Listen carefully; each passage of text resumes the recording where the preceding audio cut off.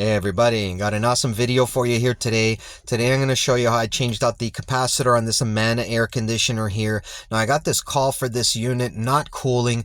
The fan was running, but there's no heat coming off the top. Now there's a few symptoms you'll get on these capacitors. The one you could happen is there's nothing's working. Nothing, not your fan, not your compressor. Another popular one is your fan is on, but the compressor's not working. Another popular one is the reverse of that, which is your compressor's running, but your fan's not working, which will usually trip the unit. And last is everything is working fine. That's a bit of a tricky one anyway.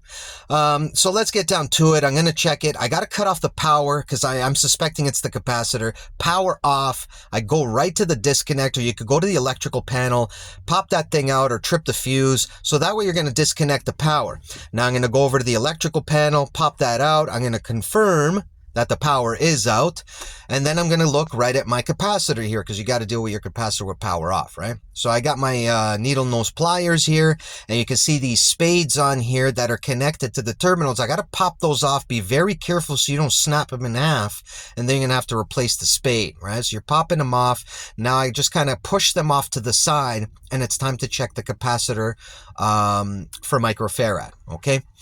So basically over here, you got to have something that reads microfarad. I have a multimeter, which measures many different things. This is the field piece. I'm going to go over to MFD right here, which is microfarad. There could be a UF symbol on your multimeter indicating that, but that's measuring microfarad.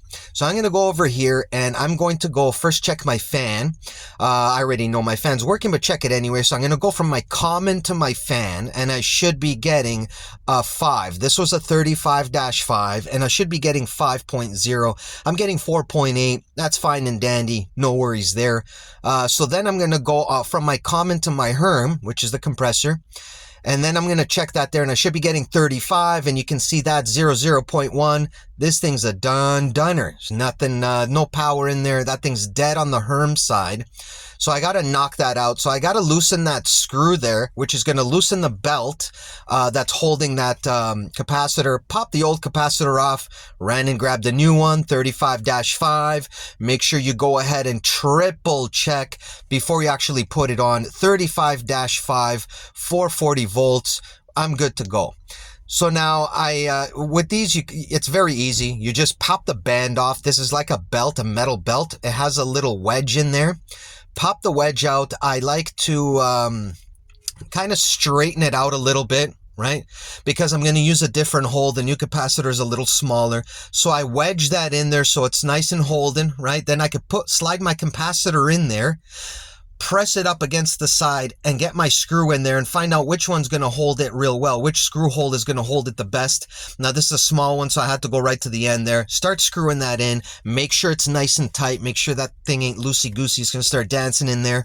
Now, I had to put all the wires back. Okay, now you got your Herm, which you can see here. It clearly says it Herm.